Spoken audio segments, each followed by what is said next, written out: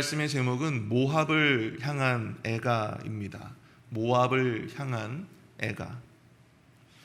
이사야 15장과 16장에서는 공통적으로 이 모압이라고 하는 나라의 멸망과 심판을 예고하고 있습니다. 그런데 오늘 본문에서 이사야는 이 모압의 심판과 멸망을 예언하면서 여러 아주 복잡 미묘한 그런 마음이 표출되고 있음을 보게 되는데요. 오늘 본문 9절을 한번 보십시오.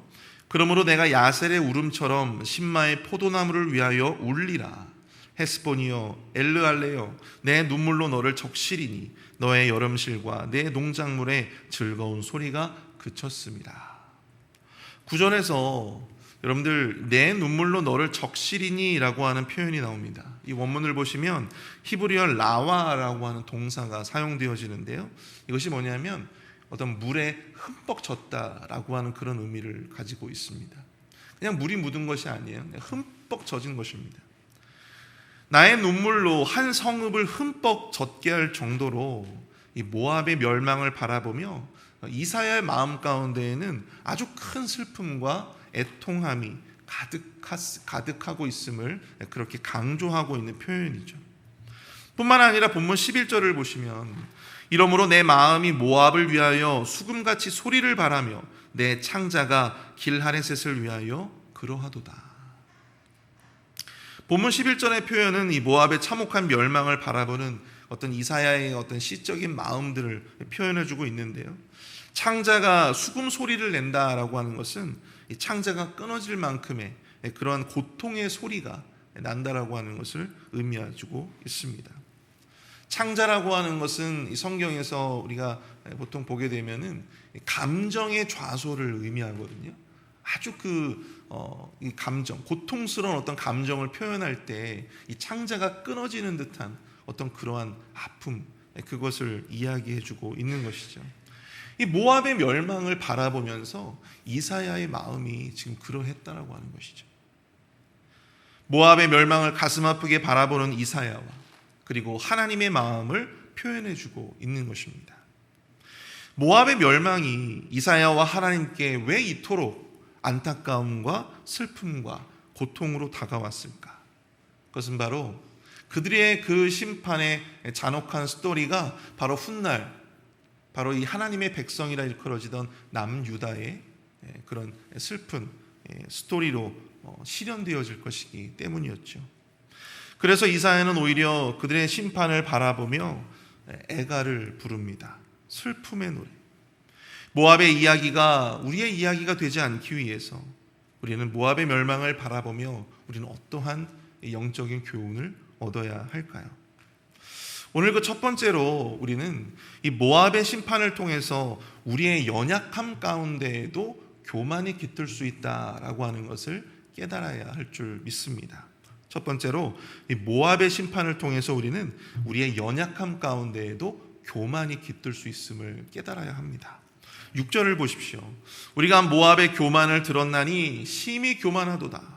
그가 거만하며 교만하며 분노함도 들었거니와 그의 자랑이 헛되도다. 오늘 이사야 선지자가 언급하고 있는 이 모압이 멸망당한 결정적인 원인이 무엇입니까? 그것은 바로 교만이었어요. 모압은 창세기 19장에 기록된 것처럼 아브라함의 조카 롯이 그의 첫 번째 딸과 관계해서 낳은 이 모압이라고 하는 사람의 후손들입니다.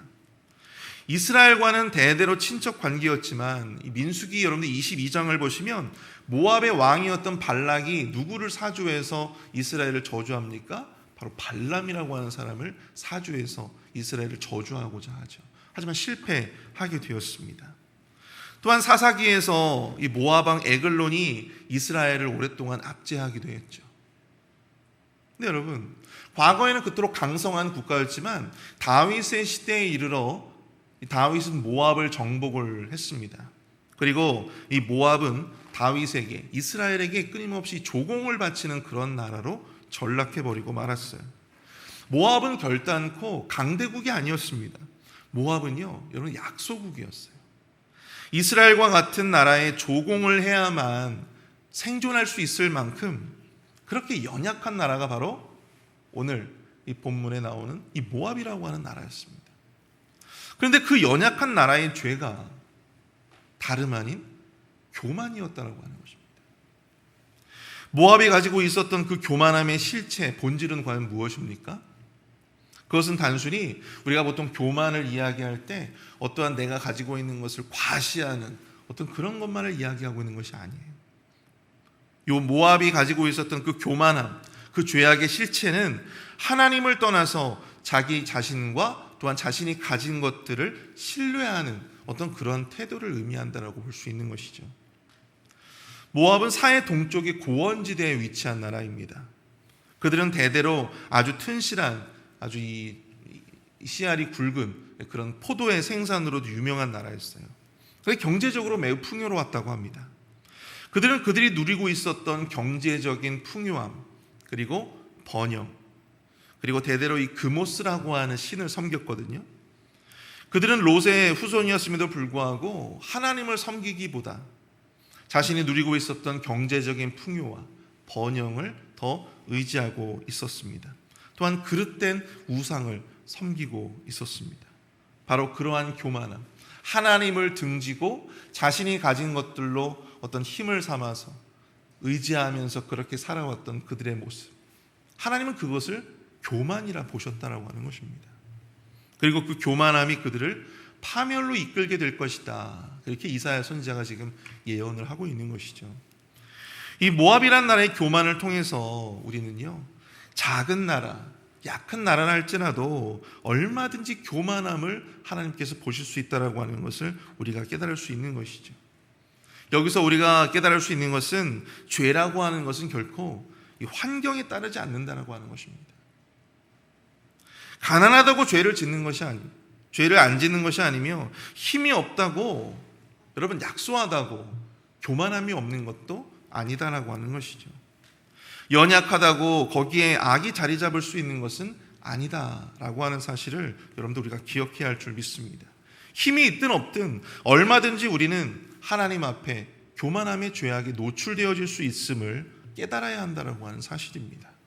문제는 내가 처한 환경이 아니라 바로 내 안에 있는 죄성이 바로 문제이기 때문이시죠. 힘이 있고 권력이 있는 자만 교만의 죄에 취약한 것이 아닙니다. 힘이 없고 권력이 없어도 알량한 자기 자존심에 갇혀서 사는 사람들, 그러한 사람들도 얼마든지 교만의 죄에 빠질 수 있다라고 하는 것이죠. 하나님을 의지하고자 하지 않고 자기 자신의 선택과 또한 자기 자신이 가진 것을 의지하고자 할 때에 그것이 바로 다름 아닌 교만이라고 하는 것입니다. 사무엘하 16장을 보시면 압살롬의 반란으로 왕궁을 떠나서 도망가는 다윗의 모습이 나옵니다. 그런데 다윗이 그렇게 도망갈 때 이 죽었던 이 사울 왕의 친족이었던 시므이라고 하는 사람이 계속해서 다윗을 향해서 흙을 뿌리고 돌을 던지며 다윗을 저주합니다. 그런 권력을 가진 자가 아니었습니다. 사울의 실각으로 말미암아 멸족한 왕족의 일원이었어요. 어떻게 보면 그는 다윗에 비해서 굉장히 약한 약자였습니다. 그럼에도 그는 다윗을 보자마자 그 마음에 숨겨져 있던 증오와 그 마음에 숨겨져 있던 악이 터져나오기 시작했다라고 하는 것이죠. 다윗에 대한 증오와 원망을 드러냅니다. 하나님의 뜻과는 상관없이 다윗을 향해서 저주를 퍼붓기 시작하는 것이죠. 이처럼 얼마든지 우리가 약자라 할지라도 얼마든지 죄악의 도구로 쓰임받을 수 있게 된다라고 하는 사실이죠. 제가 목회를 하면서도 이렇게 여러 사람들을 경험해 보니까요, 어떤 사회적인 지위가 있고 또 어떤 소위 말하는 가진 것이 많은 사람들이라 할지라도 굉장히 겸손한 분들도 많이 만나봤어요. 또 어떤 분들은 어떤 사회적인 지위가 굉장히 낮음에도 불구하고 이 교회 안에서는 아주 굉장히 자기 목소리를 높이면서 교만한 모습으로 일관하는, 저는 그런 분들도 많이 보게 되었습니다. 문제는요, 내가 지금 처한 상황에 있는 것이 아니다라고 하는 거예요. 환경에 있는 것이 아니다라고 하는 것입니다. 그 마음 가운데 하나님을 등지고 자신의 것을 온전히 더 의지하고자 하는 그 교만한 마음이 환경과는 상관없이 있을 수 있다라고 하는 사실을 저도 이 목회 경험을 통해서 많은 사람들을 만나보면서 깨달을 수 있게 되었다라고 하는 사실이죠. 다윗과 사울의 결정적인 차이가 무엇입니까? 다윗은요, 환경이 달라졌다고 하나님을 향한 마음과 신앙이 달라지지 않았지만 사울은 어떠했습니까? 사울도 여러분들 굉장히 겸손한 사람이었어요. 그런데 왕이 되어지고 시간이 지나면서 자리가 사람을 만든다고, 여러분 그 속에서 굉장히 교만한 사람이 되지 않았겠습니까? 사랑하는 성도 여러분, 모압의 교만과 멸망을 바라보며 여러분 그것이 우리의 이야기가 되지 않기 위해서 우리는 얼마든지 우리의 연약함 속에서도, 우리의 실패 속에서도, 연약함 가운데서도 얼마든지 교만할 수 있다라고 하는 그런 경계가, 영적인 경계가 우리 안에 세워질 수 있게 되어지기를 바랍니다. 환경에 따라서 하나님을 향한 태도가 달라지지 않고 언제나 하나님을 의지하고자 하는 그런 마음을 품는 저와 여러분들이 되시기를 축복합니다. 두 번째로, 우리는 모압의 심판을 통해서 우리가 의지하고자 하는 힘의 무력함을 깨달아야 한다라고 하는 것입니다. 모압의 심판을 통해서 우리는 우리가 의지하고자 하는 그 힘의 무력함을 깨달아야 합니다. 오늘 본문 1절을 보시면 너희는 이 땅 통치자에게 어린 양을 들이되 셀라에서부터 광야를 지나 딸 시온산으로 보낼지니라. 오늘 본문에서는 예외적으로 멸망을 앞둔 이 다급한 모압에게 그들이 살 수 있는 길을 이사야 선지자가 제시하고 있어요. 그것이 무엇입니까? 본문 1절이에요. 여기서 이 땅의 통치자는 누구를 말합니까? 유다의 왕입니까? 표면적으로 보면 이것이 유다의 왕을 언급하고 있어요. 그런데 이것은 단순히 어떤 인간적인 왕을 의미하는 것이 아닙니다. 이것은 영적으로 이스라엘의 하나님 여호와를 지칭하고 있다고 하는 것입니다. 그 여호와 하나님 앞에 어린 양을 바치라는 거예요. 마치 이 왕에게 조공을 바치듯이 그렇게 어린 양을 하나님께 바치라는 것입니다. 여러분, 모압 땅은요, 양을 키우는 목초지가 굉장히 발달했다고 합니다. 그래서 이 목축업은 그들이 했던 이 포도의 재배, 포도원과 더불어서 그들의 주된 산업이라고 볼 수 있었어요. 이제까지 그들이 우상 그모스에게 양과 또 그들의 소산을 바치고 그 우상을 섬겨왔다면 이제는 어떠해야 된다는 거예요? 여호와 하나님 앞에 너희들이 양을 드려야 한다, 바쳐야 한다라고 하는 것을 말씀하고 있습니다. 이제라도 그들이 여호와 하나님 앞에 돌아와야 함을 말씀하고 있는 것이죠. 5절을 보십시오. 다윗의 장막에 인자함으로 왕위가 굳게 설 것이며 그 위에 앉을 자는 충실함으로 판결하며 정의를 구하며 공의를 신속히 행하리라. 모압이 이 땅 통치자에게 조공을 바치고 그 통치 아래 거해야 하는 분명한 이유를 설명해 주고 있습니다. 그것은 무엇입니까? 그 통치자는 인자하시고 충실함으로 판결하며 정의를 구하고 공의를 행하시는 분이기 때문이라고 하는 것이죠. 하나님이 다윗의 장막에 세우실 왕은 히스기야와 요시야와 같은 그런 인물들이 아닙니다. 그분은 그 어떤 고난과 죄의 문제, 그리고 이 삶의 근원적인 문제에도 불구하고 그것을 해결해 주실 수 있는 완전한 구원자, 바로 메시아를 의미하고 있다고 하는 것이죠. 결국 그들이 의지해야 할 분은 누구라는 거예요? 바로 여호와 하나님이시다라고 하는 것입니다. 그들은 여전히 그들에게 경제적인 풍요를 주었던 헤스본의 밭, 신마의 포도나무를 의지하고 있어요. 그리고 그들은 여전히 산당에서 그모스에게 피곤하도록 봉사하며 그에게 기도하였습니다. 하지만 그 모든 것이, 그 모든 행위가 소용이 없게 될 것이다라고 하는 것이죠. 오늘 보면 8절을 보시면 열국의 주권자들이 그 좋은 가지를 어떻게 할 것이라는 거예요? 꺾을 것이다. 사랑하는 성도 여러분, 우리는 여기서 깨닫습니다. 우리가 그동안 우리의 힘으로 의지해왔고 또 우리가 그것을 힘으로 여겨왔던 그 모든 것들이 위기의 순간에는 얼마나 그것이 무력한 존재가 될 수 있는가. 아무런 도움이 되지 못하고 아무런 소용이 없을 것이다 라고 하는 것을 우리는 분명히 깨달아야 한다는 것입니다. 우리가 진정으로 도움을 구해야 할 분은 누구십니까? 바로 여호와 하나님. 우리는 그 알량한 자존심으로 여전히 하나님 앞에 온전히 기도하지 못하고 하나님을 전적으로 의지하지 못하고 의뢰하지 못하고 있어요.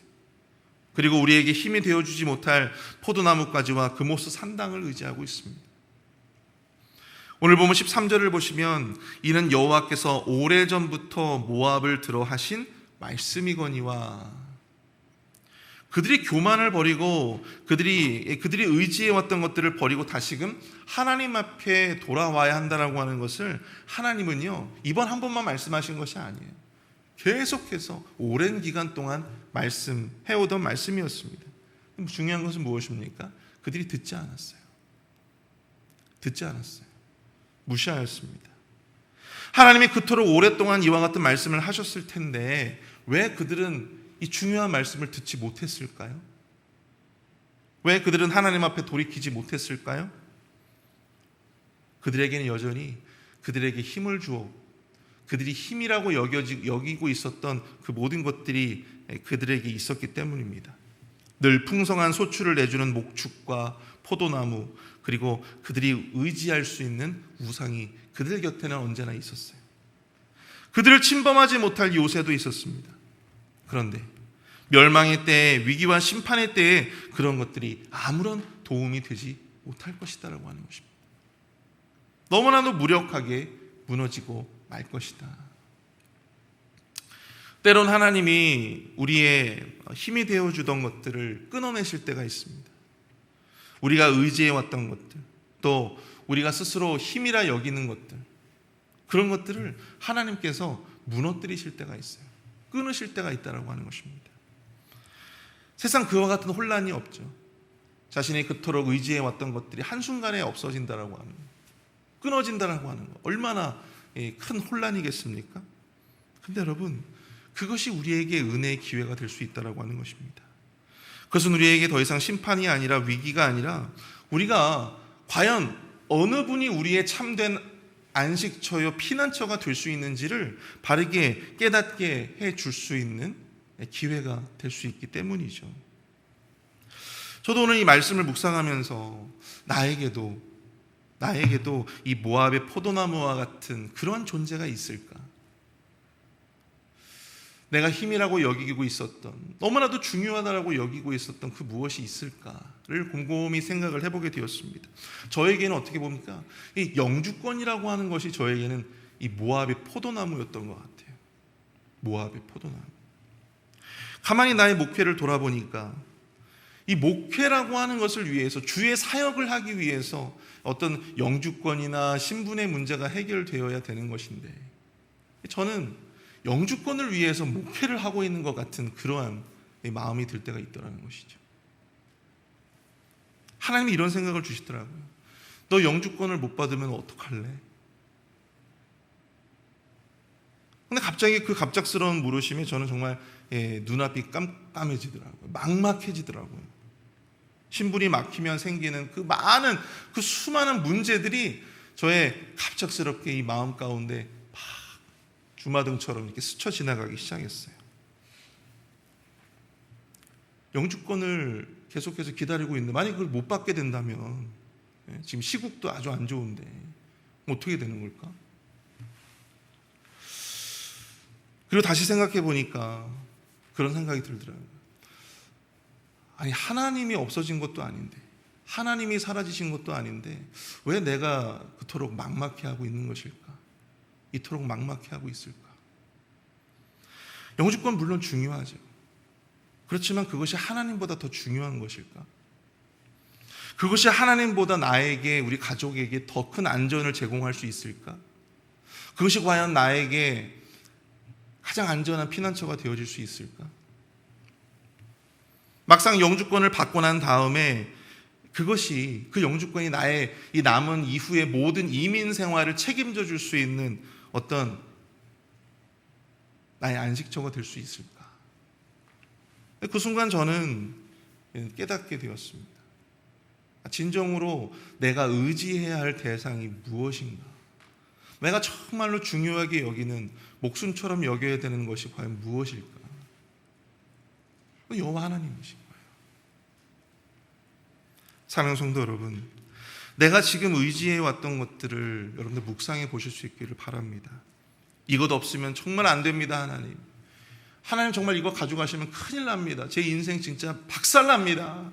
그렇게 생각했던 것들이 분명히 있으실 겁니다. 우리가 평안할 때에는 여러분들 그것이 우리에게 힘이 되어줄 수 있을 거라고 생각하실지 모르겠어요.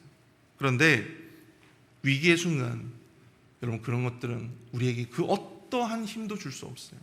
그 어떠한 안식처도 피난처도 되어줄 수 없다라고 하는 것입니다. 우리가 의지해왔던 그 모든 것들이 얼마나 제한적이고 얼마나 무력한 것이었는가. 모압의 교만과 그 자랑이 헛되듯이, 모압이 아무리 그 모습을 열심히 기도하고 그것을 위해서 봉사한다 하더라도 아무런 소용이 없었듯이, 여러분들 우리가 의지한 그 모든 것들이 헛되고 소용없고 무력한 것임을 깨닫는 저와 여러분들이 되실 수 있기를 축복합니다.